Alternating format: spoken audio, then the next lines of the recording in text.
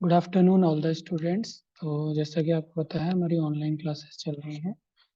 तो आज की क्लास हम शुरू करते हैं।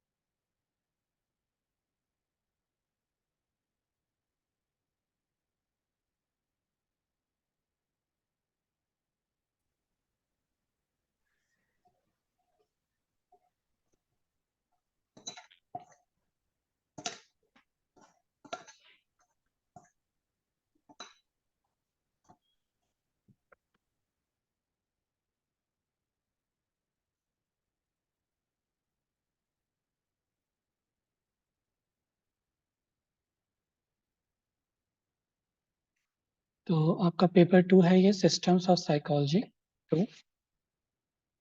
इससे जो पिछली क्लास में हमने पढ़ा था वह था साइको एनालिस्ट थ्योरी और contribution of Freud, Sigmund Freud का। तो आज उससे हम नेक्स्ट क्लास करेंगे। इसमें स्क्रीन शेयर हो रही है सभी को।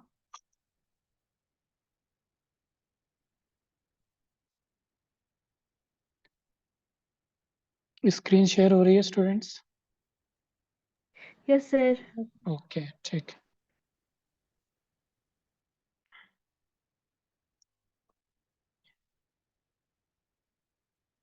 ठीक, तो आज का जो हमारा टॉपिक है वो contribution of Karen Horney, Karen Karen horny.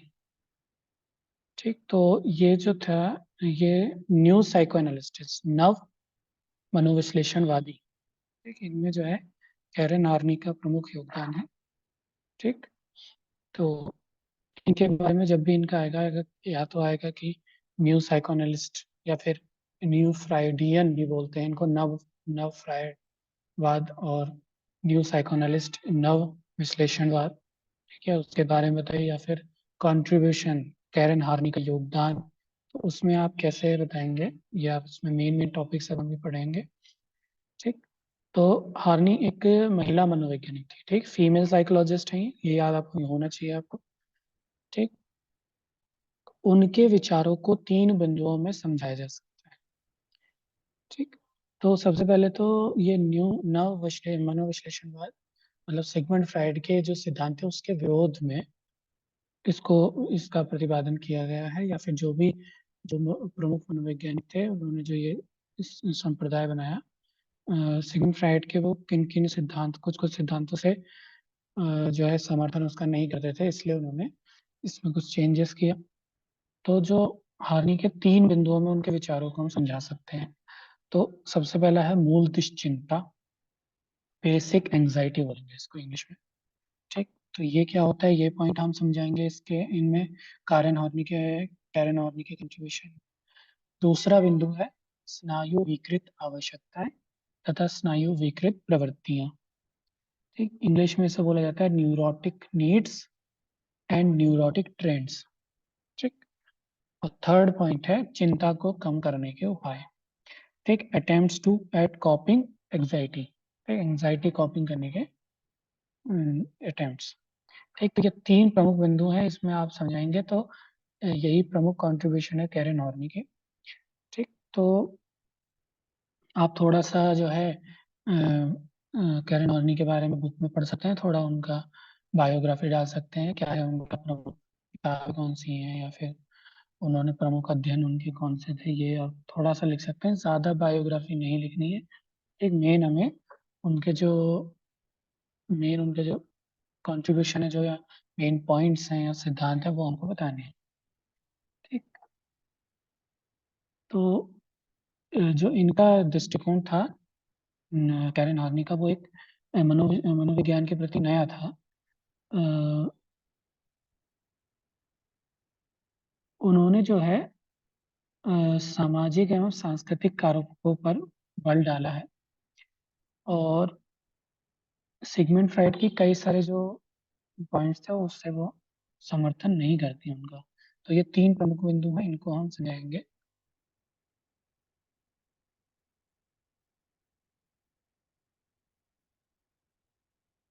सबसे पहला है मूल दुश्चिंता।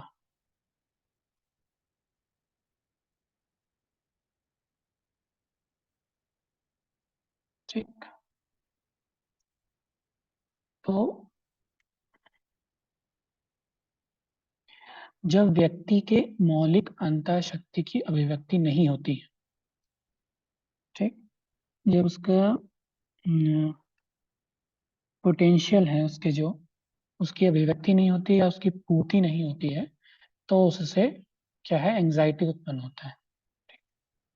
अ, जब बाल्यावस्था में बच्चा अपने को असमर्थ एवं निस्सहाय महसूस करता है तथा अपने वातावरण को धमकीपूर्ण मानता है, तब बच्चे में मूल दुश्चिंता, बेसिक एंजाइटी जो है वो विकसित होती है। मतलब आपका चाइल्डहुड में जब बच्चे को जो है अपने आप को निस्सहाय या असमर्थ समझता है या फिर उसको वो एडजस्टमेंट उसको नहीं कर पाता है, तब उसमें एंजाइटी जो है उसका डेवलपमेंट होता है।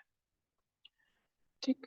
हॉर्नी के अनुसार मूल दुश्चिंता के 3 तत्व होते हैं: असमर्थता का भाव, विद्वेष तथा अलगाव। मतलब फीलिंग ऑफ हेल्पलेसनेस। ठीक। और विद्वेष यानी हॉस्टिलिटी, एंड अलगाव मतलब आइसोलेशन। 3 तत्व जब अ, बच- अ, ये बेसिक एंजाइटी के ये 3 प्रमुख एलिमेंट हैं। ठीक। जब बच्चे को घर में वास्तविक प्यार व स्नेह नहीं मिलता है, ठीक, तो उसमें इन तत्वों का विकास हो जाता है, जितने ये हेल्पलेसनेस हो गया और हॉस्टिलिटी और आइसोलेशन। ठीक। जब माता पिता से बच्चों को तिरस्कार मिलता है या उसमें असमर्थ, तब उसमें जो है ये हेल्पलेसनेस का गुण आता है। ठीक। और अलगाव का भी भाव विकसित होता है। यह इन भावों को दूर करने का बेकार भी प्रयत्न करता है। इसका स्वाभाविक परिणाम यह होता है कि उसमें विद्वेष विकसित हो जाता है, वो उससे दूर भी जाना चाहता है, जिसके कारण उसमें विद्वेष विकसित हो जाता है, जिसके कारण वह दूसरों के प्रति आशंकित रहता है, जो धीरे धीरे उससे दूसरों के प्रति आक्रामक बना देता है।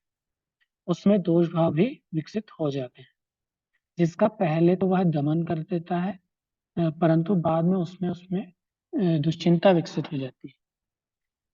इस तरह से जो हॉर्नी थे उन्होंने मूल दुश्चिंता विकसित होने का कारण घरेलू वातावरण बताया, मतलब जो फैमिली है या डोमेस्टिक इन्वायरमेंट है उसको प्रमुख कारण माना है, जिसमें माता पिता एवं बच्चों के संबंध में जो है स्नेह की कमी है। ठीक है। तो जो एंजाइटी का प्रमुख कारण उन्होंने जो माना है, जो फैमिली में लव अफेक्शन की कमी होने से बच्चों में होता है। ठीक। दूसरा पॉइंट है हमारा स्नायु विकृत आवश्यकताएं तथा स्नायु विकृत प्रवृत्तियां। ठीक। Neurotic needs and neurotic trends. ठीक। जब व्यक्ति अपने जीवन की बहुत सारी समस्याओं का समाधान नहीं कर पाता है, जिसके कारण उसे बार बार असफलता ही हाथ लगती है, तो उसको कुछ विशेष आवश्यकता उत्पन्न हो जाती है। इन आवश्यकताओं को हार्नी ने स्नायु विकृत आवश्यकताएं कहा है। हार्नी के अनुसार मना स्नायु विकृति की उत्पत्ति व्यक्ति तथा उसके वातावरण के बीच संघर्ष होने से उत्पन्न होता है। ठीक।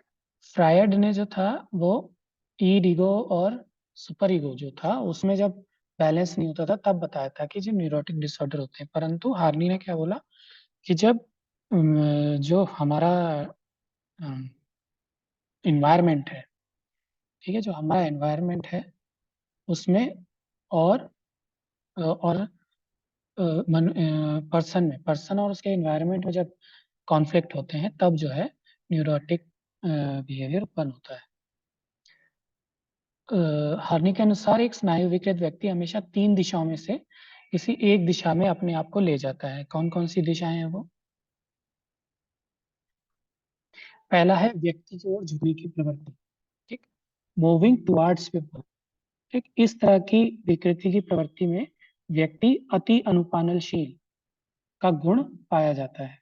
व्यक्ति दूसरों का स्नेह प्राप्त करने के लिए उनके प्रति इच्छा के अनुकूल कार्य करने के लिए तत्पर रहता है। ठीक। मतलब दूसरों के लिए बिल्कुल, दूसरों का काम करना, उसका स्नेह पाने के लिए। ठीक, तो पहली दिशा तो ये होती है न्यूरोटिक व्यक्ति में। ठीक, दूसरा प्रवृत्ति पाई जाती है व्यक्तियों के विरुद्ध होने की, कि वो व्यक्तियों के विरुद्ध हो जाता है।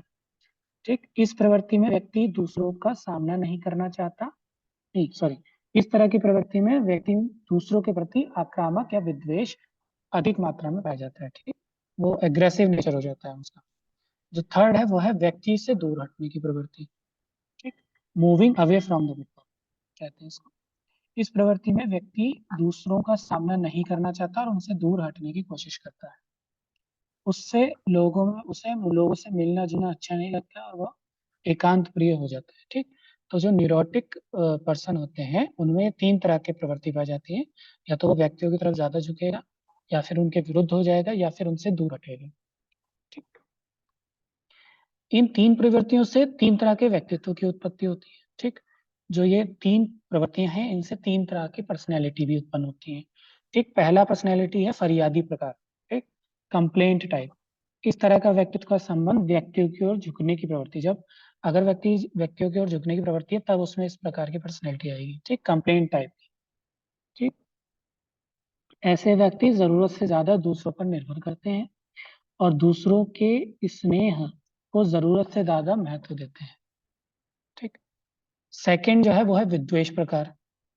ठीक है, जो सेकंड है व्यक्तियों के विरुद्ध होने की प्रवृत्ति, अगर वो प्रवृत्ति है तब व्यक्ति में इस तरह की पर्सनैलिटी आती है विद्वेष प्रकार।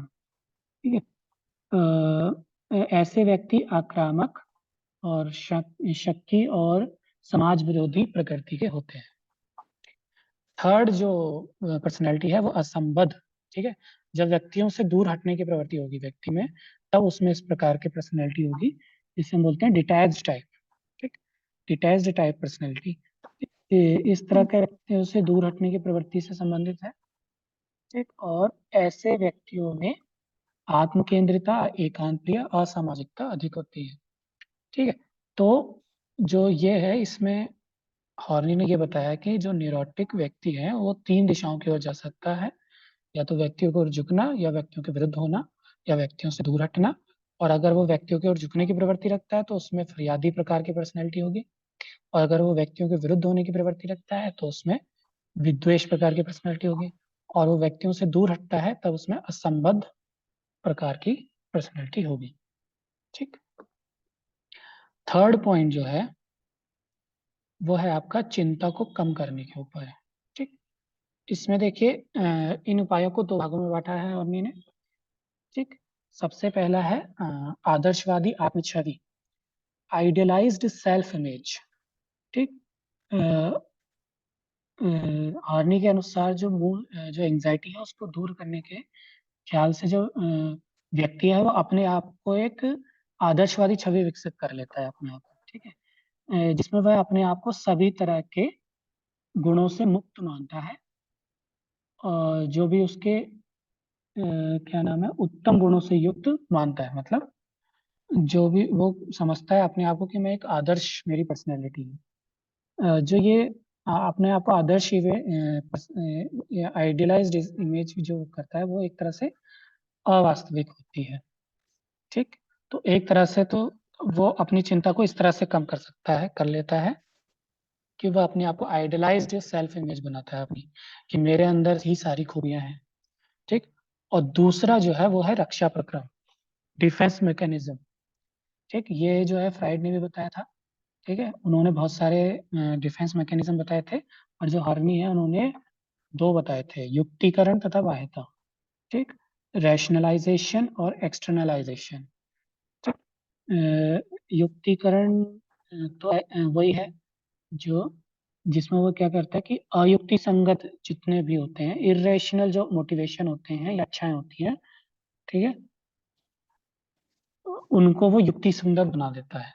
ठीक है, जो भी मतलब एक तरह से गलत है उनको वो सही मानने लगता है।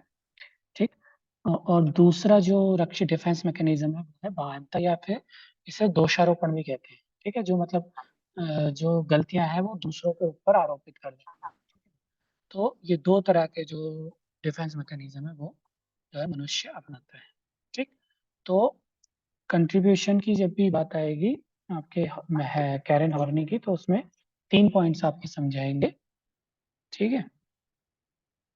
3 पॉइंट्स आपके समझाएंगे, कौन कौन से? एक तो आपका एंजाइटी, बेसिक एंजाइटी, ठीक। दूसरा आपका जो उसकी neurotic needs and neurotic trends.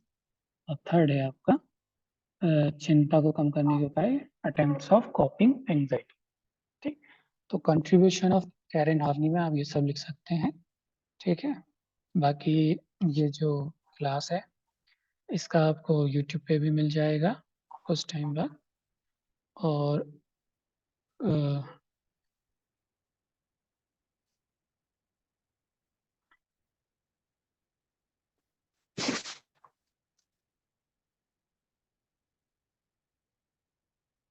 ठीक। तो नेहा, तुमने शायद प्रेजेंट नहीं डाली है, अपनी चैट बॉक्स में प्रेजेंट डालो।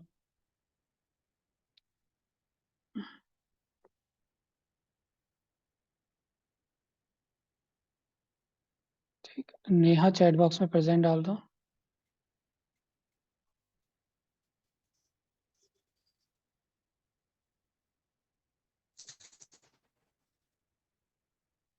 बाकी जो है आप लोग, thank you so much for joining, आप लोग लीव कर सकते हैं। नेहा, जो आप चैट बॉक्स में प्रेजेंट डालिए।